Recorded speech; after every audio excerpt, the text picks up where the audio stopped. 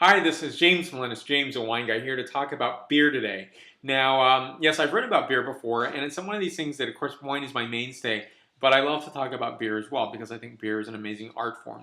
And one, at least in the United States, has been a craft movement in the past couple of generations where you get away from the very large mainstream brewing companies into these really beautiful craft breweries, and this is one of them. So I found this by accident. I was at Whole Foods in San Francisco, and I was looking at the Belgian beers, and I thought, I'm going to look and see what else there is. I'm curious.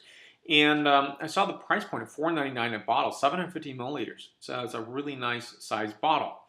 And I thought, I found a staff member. I said, hey, what do you think? And he said, give it a try. It's really good. And if you don't like it, it's $4.99. It's not really that huge of a loss for you.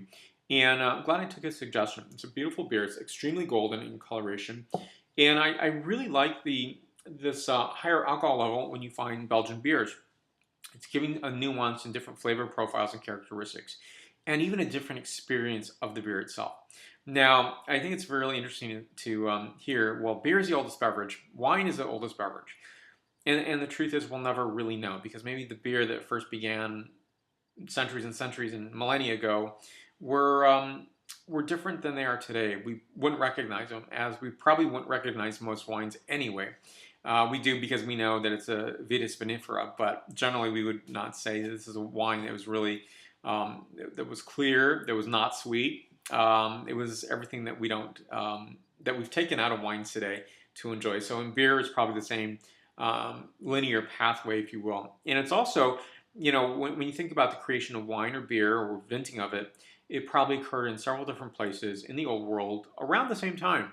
So there probably would be never one person credited with developing beer or wine, but it's a beautiful art form. So I'm going to take a little taste of this and tell you what it's like.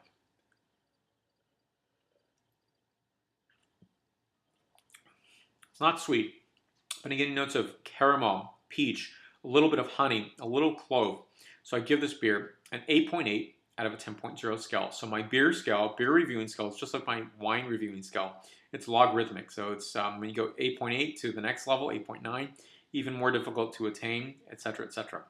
So again, an 8.8 out of a 10.0 scale. For more reviews, please go to jamesthewineguy.com. Please subscribe to my videos on YouTube, Facebook, Twitter, Vimeo, and Google+. Salud.